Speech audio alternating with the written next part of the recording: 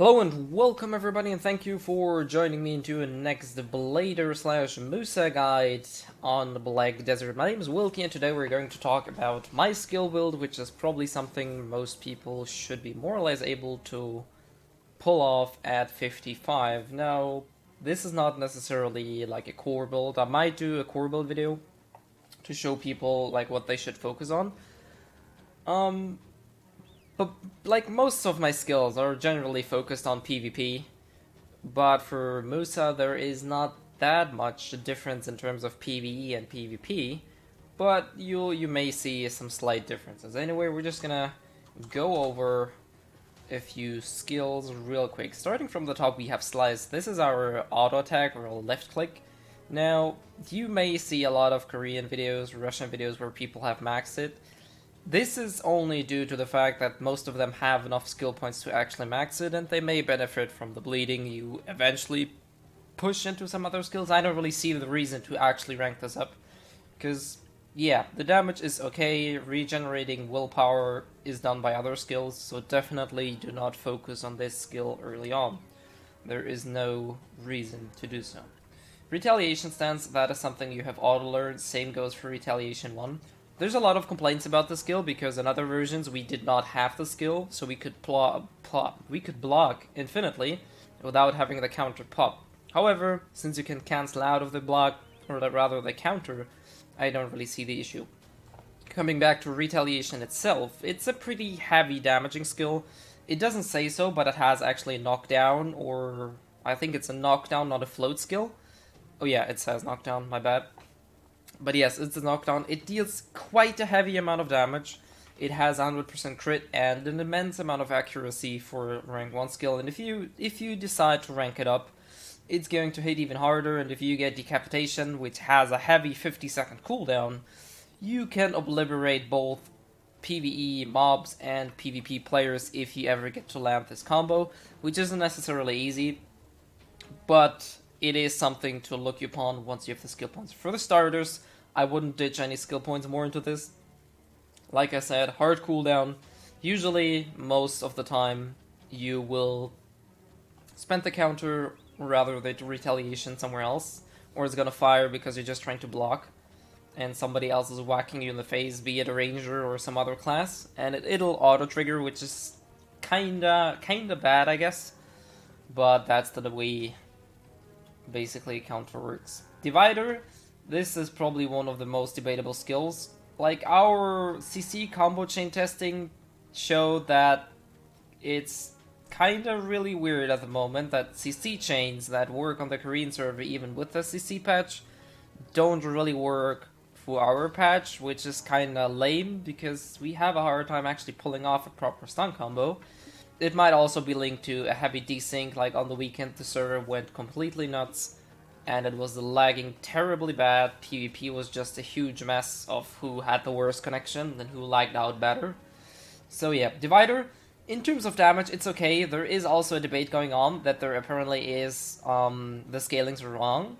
I haven't confirmed it, however, what I can tell you is that this skill is not really used for damage, but for the knockback in PvP. In terms of PvE, it is a nice skill for PvE due to the recovery. It can be used off cooldown. It doesn't require a lot of willpower. It is relatively okay in terms of damage. It is kind of slow. It has an auto heal, so it's not a bad skill for PvE. For PvP, like I said, this is mainly used as a knockback, so I didn't decide to put any more skills into it. Backstab Slash, this is probably the first situational skill. At least get Backstab Slash 1. It's a good mobility tool. You can cancel other skills with it, and it'll allow you to, for example, cancel the Dragon Bite backwards bash by just jumping backwards with Backstab Slash, and then directly going into Dragon Bite, which a lot of people don't know. Like I said, I like the skill a lot. Can be used off cooldown, has a stiffness effect, so it can also be used in PvP to CC people. Also, it has a 50% slow for 10 seconds, which is quite heavy if you actually land it. And it's even gonna slow people if it's off cooldown, so if you're not looking for the CC just for a slow, feel free to use that skill. Like I said, it's a very overlooked skill. I think it's really good. It doesn't hit a lot, but like I said, this is more of a CC tool than anything else. Blind Thrust. Now, this is pretty much a no-brainer, I think. Sure, the damage on this skill doesn't really look good. The 15 willpower, okay, accuracy is pretty good, but what we're looking for is critical hit rate 30% for 10 seconds on activation. What that means is you will get the 30% crit buff even if you don't hit anybody with blind thrust. So all you have to do is every 6 seconds, once the skill is off cooldown, you just have to use it, and even if you don't hit your enemy with it, you're gonna get the 30% crit buff, which, needless to say, is a huge damage boost, and on top of that, it makes any crit awakening on Blader obsolete. So if you have awakened skills with that give you like 5% crit, remove those, because blind thrust will override them anyway, so there's absolutely no reason to get crit awakenings. Just a small hint regarding that as well. Alright, it also has a stiffness, and if you use the forward thrust, which is W in space, after certain skills, it also gives for a very good opener and CC. Like I said, damage isn't really good, but the buff and the debuff and the other effects are really, really, really, really good. Alright, Nemesis Slash. This is sort of mixed between PvE and PvE, I guess. The good thing for PvE is that heals 40 HP on hit. Like, it does a lot of hits. It does like the Whirlwind, does 12 hits. So if you knock this down in PvE, you will recover quite a bit of HP every 30 seconds, which gives you a lot more sustain. And usually, if you time it well and you don't get whacked in the face left and right, should be enough to don't or not use a lot of potion in general. So I definitely took it. It can also be used for PvP. It has a knockdown, knockback, I'm not sure what it is. It does CC people. Oh, it's floating actually. Alright, there we go. This small whirl is also floating effect, that's what I was looking for. So it can also be used as CC. And if you manage to land it in PvP, it's also gonna heal you, which is a sudden burst of HP is never bad.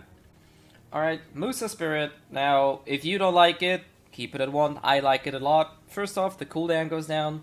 Second off, it heals you willpower while your potions are on cooldown. What's not to like about this skill? And even better, it can be used to cancel out certain animations. So it's a pretty good thing, and I would definitely max it both PvE and PvP. Now, Blind Slash, I don't find myself using this skill often, maybe because I haven't figured the exact application yet. I saw people using Ultimate Blind Slash. Like I said, I haven't really figured out if this skill is going to be good or not, so for now I kept it at Blind Slash 2. Once I figure out how this is going to work, I may actually dive into that. Now, Chase 1, Chase 2, this is a really highly debatable skill because it's gonna block some of your cancels. However, if you take some of the kicks, the kick cancel will not work anyway, in which case you might as well take Chase 2. However, we have tested, there's absolutely no difference between Chase 1 and Chase 2, so just save your skill points and just go to Ultimate Chase right away. There's absolutely no reason to take Chase 2, unless we haven't figured out any secret mechanic linked to it. Whirlwind Cut, definitely a PvE skill. I like it because the grinder reduces the armor of enemies by 10, which is really, really good if you use it in PvE. It also recovers quite a bit of willpower, so I found myself using it a lot in PvE. Not so much in PvP, however, some people like to max it. I fought other people, and like I said, this debuff is really what I was looking for in terms of PvE. And for PvP, I think there are better skills, and applying the third hit is kind of tricky in PvP, so I wouldn't really recommend trying to debuff people with that in PvP. Now, upper kick, I just took every kick, literally, because I wanted to test them out. I will probably remove some of them. Upper kick is the one you're gonna use to cancel. If you take roundhouse kick, it's gonna screw up the kick cancel, which I was talking about. But like I said, I will probably remove it at some point. The reason I maxed sweep kick, because it's a very good CC in terms of PvE, and it can also CC people in PvP. And I found myself actually using that quite a bit. So if you like some form of CC in the terms of a kick, and bound is not something I think Blader has all too often, so usually this CC is gonna be off cooldown, which makes it even more viable, at least in my opinion. It consumes stamina, no willpower, so I think it's a really great skill if you find the applications for it. Now, Blunt Kick is used in a stun combo, but as I said earlier, this is kinda iffy, and it doesn't really work on our version that well. Like, even with people that were standing still, using our CC combos that is supposed to work even with the CC patch didn't really work, so I'm not really sure. Maybe we need the ultimate for that, or we just generally doing something wrong. Alright, Carver, this is a no-brainer, definitely get at least to rank 3.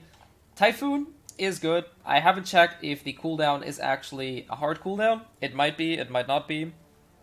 It is a decent damage skill, however, the reason you want to get Carver 3 is it consumes stamina, it can be spammed off cooldown, and even if it's on cooldown, it'll deal a decent amount of damage in PvP, but most importantly, it's gonna recover quite a bit of willpower. So if you're gonna get willpower fast, you want to spam Carver once, twice, maybe 3 times in a row, and if the enemies didn't die by then, you should recover a lot of willpower, which kind of makes auto attacks obsolete, and it is way faster than just spamming Whirlwind Cup, so I definitely recommend using this skill for PvE.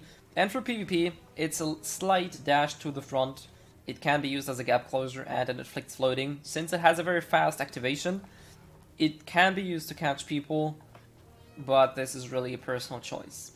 Gale. Now, a lot of people complain about this skill not being good, and I can see why, because if people don't know the cancelling, this skill is probably not really good. However, it is a very reliable CC in terms of PvP. It has an accuracy boost, which makes it even more viable, and it saves other cooldowns you may want to use in terms of damage or some other CCs, because this is a very situational CC. Most of the applications you're gonna see is after Blind Thrust, because you can cancel out the first 2 hits, making it an almost instant float. And also, if you get the ultimate, it actually packs quite a bit of punch, however it consumes a lot of skill points, and as you can see, I still don't have all the skill points to max everything. Dragon by 3, I think this is a no-brainer, max it. There's absolutely no reason to not max it, I think. You could, in theory, keep it at 2, but then again, it's gonna reduce cooldown by a bit, it's gonna deal more damage in the process, it's gonna get more accuracy, so yeah. I don't really see why anybody would not max Dragon Bite. Dragon Claw hits even harder than Dragon Bite and is a very good follow-up. Definitely take it. You can see the cooldown is reduced by 1 second, the damage goes up, you get attack range, crit, and what else not. Lunar Slash hits even harder than Dragon Claw, however, it is kinda a long animation, and a lot of times in PvP, it may happen that people will move out of the Lunar Slash, so make sure whenever you use Lunar Slash, you have the right application and the CCs are long enough to actually use it, because if you're gonna waste that cooldown, it might not be that good. You can cancel out of it, so it's not the end of the world if you miss it. However, if you land the skill, you're gonna be rewarded with some pretty nice damage in terms of PvP, and it also is a very good tool to hunt bigger mobs in PvE. Now, Rising Storm, I don't think I really have to explain why this skill should be maxed. Obviously, Blaze is gonna inflict a second hit, which looks even cooler, and allows this skill to hit quite hard. Now, Ultimate Rising Storm, this is a bit of a debate, because we didn't really figure out if there is an actual use of this or not. Maybe there is, maybe there isn't. Like I said, all I can tell you right now is we haven't figured out a use of this yet, but maybe in the future we can figure this out. Cyclone Slash, very good CC. What people don't actually know is that this skill actually hits quite hard, so this is a very good skill to take. Especially if you put it on a hotbar, you don't have to use any skill before, you can just fling it out, making it a very good range opener. However, it's very easy to dodge, so make sure you time it right. Or you're gonna follow it up, for example, like Stub Arrow to stiff people first, and then follow up with Cyclone Slash. Blooming Phantom, our only stun, as far as I remember, deals heck of a lot of damage. Definitely good if you know how to cancel it. Definite max for both PvE and PvP, however mostly used in PvP. Tiger Blade, I think everybody should get this skill and use it whenever you can to get used to the new moveset, because the earlier you get used to this, the more comfortable you will be using this in both PvE and PvP. And contrary to most people, this skill is actually quite good in PvP because it gives you a lot of resistances, and it makes you hit quite hard if you use the right skills. But if people never use it, they may think this skill is not really good. So I definitely recommend taking it. and just playing around with it a little bit. Alright, stub Barrow, I will definitely go for double shot and triple shot at some point. I just don't have the skill points, so I kept it at 2. To unlock charge stub arrow, which is a knockdown for us, and also evasive shot, which is a very good evasive tool. Precise martial arts, I think this is an no-brainer, nullifies resistance, no reason not to take it. And in terms of sword training, melee damage, obviously. Maneuver training, melee evasion, obviously. I will get the skill definitely once I have more skill points. And same goes for infinite mastery, obviously take it. Alright, I think that is really all about my skill build. Like I said, this is more on a PvE side, but I guess this can be used quite well in PvE as well. Like, I don't really have trouble grinding. So it shouldn't really be hard. Anyways, if you want to know something else, if you're kind of confused about what skills you should be using, feel free to let me know. Like I said, I haven't figured out everything about Blader, so there might be things I'm forgetting, or I might not see the use of some skills. So don't take my skill build as the ultimate one, because it might not be. However, this is what works for me in both PvE and PvP, so it's safe to say that it is at least somewhat reliable. Anyways, like I said, hopefully you guys learn something again. And if you want to know something else specifically regarding skill builds, I'll probably make an Awakening video as well. Feel free to let me know, and hopefully see you guys next time.